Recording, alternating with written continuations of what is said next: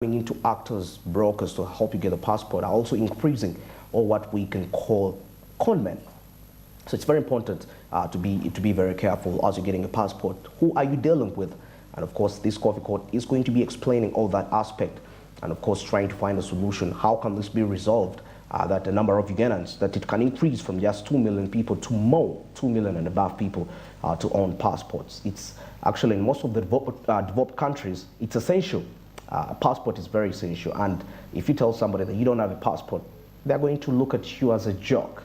And 2 million people is quite a small number as compared to the bigger picture of the Ugandans out there to get passports. And of course, we are going to be finding out how can you get to realize that somebody is not the right person to deal with, and also trying to find a way to increase Ugandans' acquisition of passports. Coffee Court has more.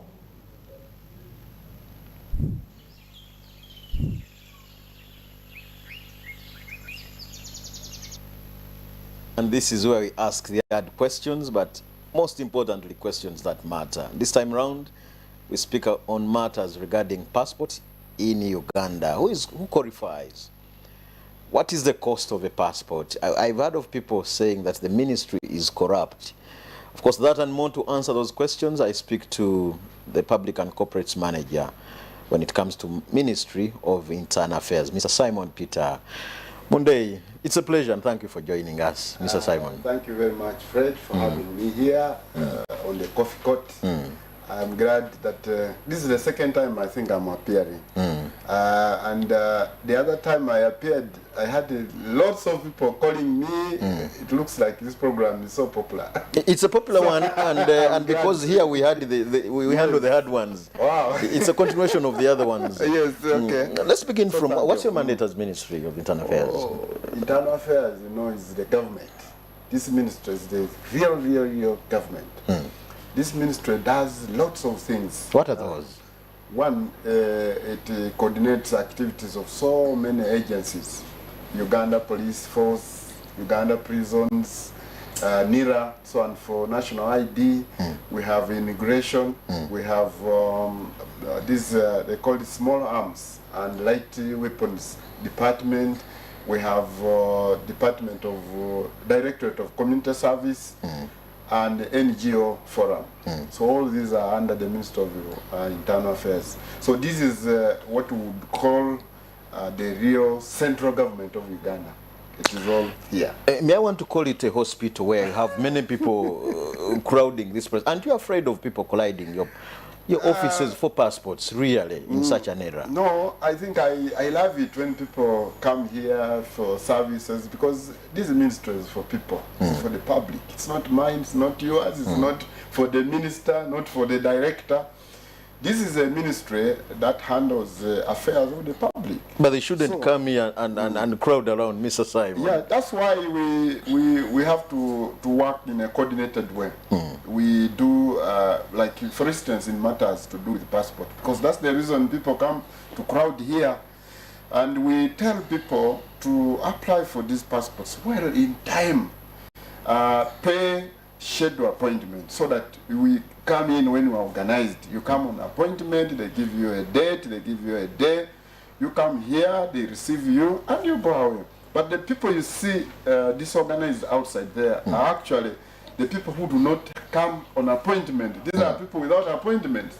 These are people who come, they want to see somebody, they want to see an OB, they want to see an OG, they want to see somebody who is maybe working here, even desperately asking for assistance from cleaners, from people working around the gate.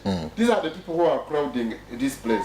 Otherwise, if we had people getting organized and applying and scheduling appointment, you would be seeing this kind of confusion. So let's begin with the passports. Yes. Now, talk to us about the different types of passports that you issue as Ministry of Internal Affairs as of late.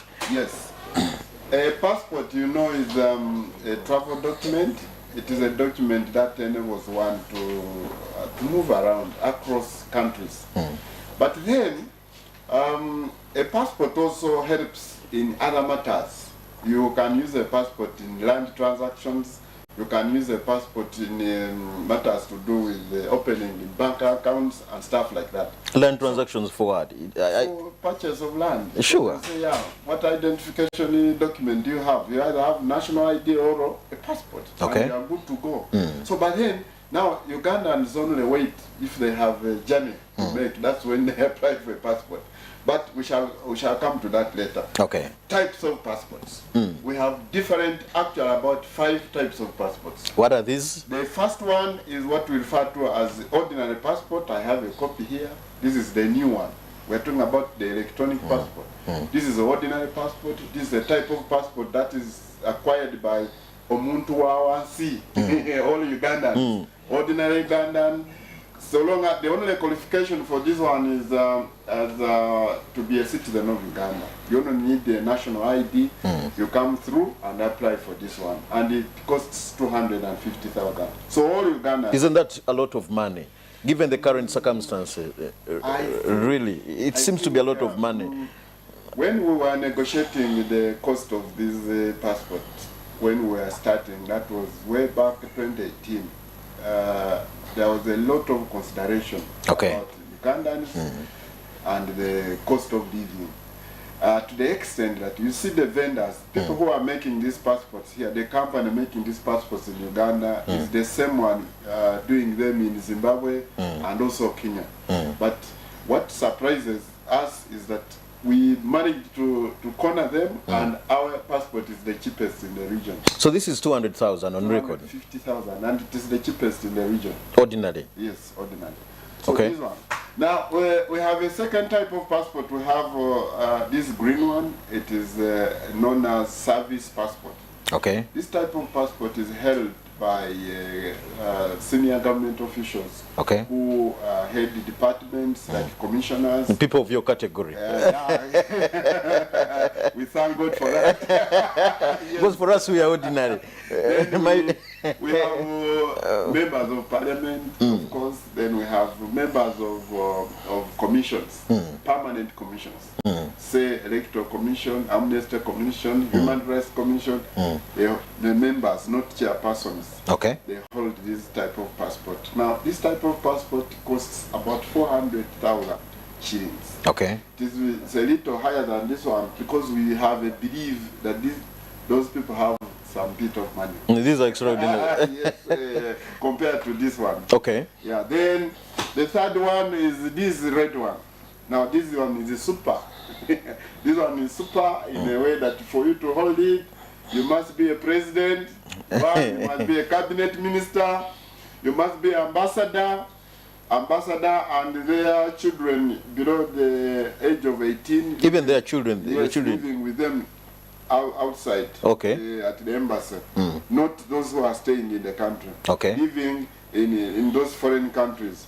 By the way, even if you are a sweeper at the embassy, you get this type of passport. Even if you're a cleaner. That's a contradiction. A sweeper should have gone for the first one at 250,000. Regarded as a diplomat.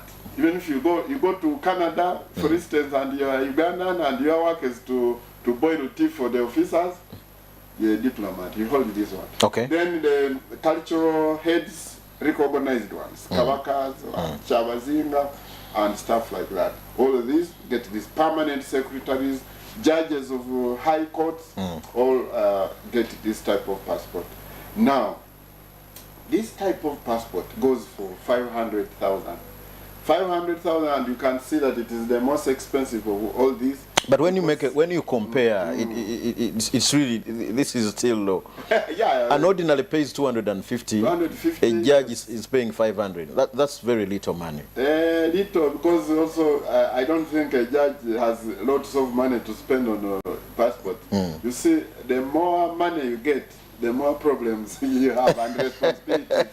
So I think 500 is a fair deal. Okay. Yeah. Then we have others now. We have this one. This is a new certificate of identity. How new is it? It is new in that we have been having a certificate of identity which is like a temporary passport, but we have been having it just like Manila paper. No, not Manila actually, like this typesetting paper. So we recently sat down and improved on it. So we made this one with security features, and it costs 50,000. Now this type of passport is for people who are in emergency situations. You want to move very fast. You are at the embassy, you want to return home, and quickly maybe you have misplaced your passport. You head to the embassy and get this one. Okay. Apply for it. All you have to do is pay 50,000, provide a photograph and your details, maybe national ID. Then they will put in your biometrics, and then you'll be able to get this. Expiry, does it expire? After 1 year. It is a 12-month passport. Okay. This one. Yes. That's good of the ministry. It takes you in East Africa and COMESA member countries. Common market for East and Southern Africa. These are Zimbabwe, Zambia, stuff like that. Okay. Then we have this one is for refugees. This passport, this type of passport, we call it conventional travel document, CTD. This type of passport is for refugees who are registered and living in Uganda. So once you come here and you're a refugee, of course you hand over your passport you come with. Say you are running away from persecution in a country X. When you arrive here, you take your passport to office of Prime Minister, you are registered. And this is how much? This one is 200,000. To a refugee who has no money. Refugees that incidentally... You want to say they have money? But they are being catered for by UNHCR. Okay. Some bits of money. Because for them, they don't have money, but there's an organization that actually pays for them, UNHCR. For once you are registered, I think you are catered for. Okay, so this is 200,000. 200,000, yes. Okay. It's little money. Little, yeah. Sure. So, yeah, these are the types of passports. Now, there's another one. I don't have a copy here. This one is very temporary. It is called the Temporary Movement Permit, TMP. This one is issued to Ugandans who are traveling to countries sharing a border with Uganda. You're talking about Kenya. Kenya, Sudan, Rwanda, Tanzania. So why would I need if Kenya is a member of the East African community? Yes. Tanzania. Why would I really need all this? No, of course we try to make it convenient in all ways. For you to go to Kenya, you just need, by the way, a national ID. Now, if you don't have a national ID, then you can apply for that TMP. It lasts 3 months.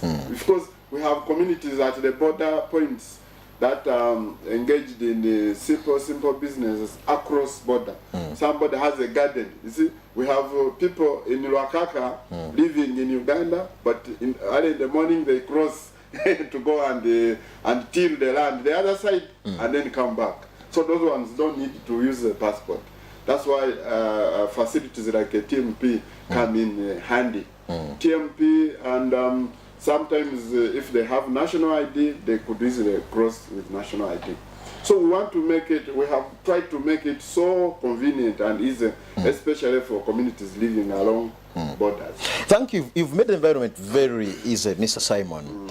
Now the issue goes back to the blog. You've heard of people say that maybe you were a corrupt ministry. You've heard of people say there are people who get money about 400 and 500,000. I don't know if you are aware of this as a ministry. I want to, first of all, before I answer your question, to have something to say about corruption. Now, regarding passports. The people who claim that we are corrupt here are this type of Ugandans who, one, apply for facilities, these passports, very late, only when a journey has come up. Somebody has a journey maybe 2-3 days to come and puts in a passport. Then he's panicking, he's all sweating. So now when he approaches the ministry, of course we don't have those tendencies of trying to shortcut this and that. So such a person will be desperate in the first place. And when he is desperate, he will look for all means of trying to acquire this passport very fast. These are the people now who approach brokers, and brokers are the ones who fleece them of their money. I am aware of people who have been fleeced by brokers. You are aware? I'm aware, yes. Even recently, there was a government official, senior government official from one of the ministries who came here, and because he wanted a quick passport, he had not even applied, but he had his 2 million shillings. So when he came outside the ministry, he approached somebody. Of course, they saw his demeanor, his So body language. if that happens to a minister, somebody His of a body caliber, language was showing that he was panicking. He wanted some quick service. These guys have lots of psychology in their heads, so they knew. They approached him. Yes, he said, "Indeed, I want a quick passport." Then they put him aside. They offloaded him of 2 million shillings. you even call it offloading, really. Because he had it. It was a load on him. And he was willing to... So are brokers part of the ministry? Oh, they're doing Not at the... all. We do not have actually a single broker inside this ministry. But these are people operating outside the ministry. These are people on the Kampala Road, people on the Winton Road, people on Luzira, that road going to Luzira. Port Bell. Now, we don't have control over these people. No, but you are Minister of Internal Affairs, Mr. Simon. Yes. And whatever we are discussing are matters within. I want to think you have the capacity, the ability to deal with all the... Because these are the issues that cause damage to the image of the ministry. It is like you're saying now, as the government of Uganda, do we encourage people to steal? No, Do we you encourage don't. thieves? No, you don't. But are thieves not there in Uganda? They exist. so these ones What are you saying anyway, Mr. What Simon? I'm saying is, well, these brokers, we have tried to arrest them. Even the recent time, we arrested 15 of them. They are in court. But now they are not within the ministry premises where we have control. These are people on Kampala Road. You not go to Kampala Road, you find man very smart dressed like you, and then you say, I'm arresting you. And also, these cases of corruption are between the parties that agree. Somebody is having 2 million, is looking for a broker. I really don't have control over such a person. I want you to tell me that somebody dressed like me with a name tag in the ministry has asked for a bribe. So what is the right procedure of me getting a passport? The right procedure is you go online, www.passports.go.ug. Once you reach there, the page will open. And that page it asks you for a simple basic questions. Your name, your just biometrics and details. Do I pay to your account as Simon Monday? After you have put in your details, system gives you payment reference number. This is PRN generated by our system, but from URA. So you go to pay in the bank. You can pay using mobile money. Why don't I pay you to your account? Because it is not allowed. This money is not collected by me. This money is collected by Uganda Revenue Authority. We even don't see money here. Sure. For us, we just deal with documents and papers. We see on our computers and process. We don't see the money. Okay. Yes. There are people stranded out there. What plans do you have as ministry to help those where? people who sometimes get stranded outside the borders of Uganda, in overseas? So what plans do you have for them as a ministry? The government of Uganda is a very sensitive one, and it cares for its people. It cares for its people. That is why we are now embarking on opening for passport centers outside Uganda. We have opened one in Washington, so we have solved the problem in the US. We have opened in London for that group of people living there, Abu Dhabi, Pretoria, recently in Canada. We are going to Denmark. We shall go to Beijing, China. Now, this is just to show you that we are caring about those Ugandans. Now, there are countries where our presence is not yet registered, like Russia and others, so many. So what we do, we encourage our people to go online, apply for passports. After they apply online, they download those papers, they pay using Visa card. After you pay, you put your papers plus photographs in an envelope and you courier them to Kampala. and work on this passport. I think that's a good achievement. Are there any missing link that you think needs to be addressed in Yes. relation to the subject matter? Yes, we ought to have acquired what we refer to as mobile enrollment kits. And what has prevented it not Now, of course, one is the budget, and two, we were disorganized by COVID that time, 2020. from? We are post-COVID now. No, that's why we are now, but we have not completely abandoned that idea of acquiring mobile enrollment kits.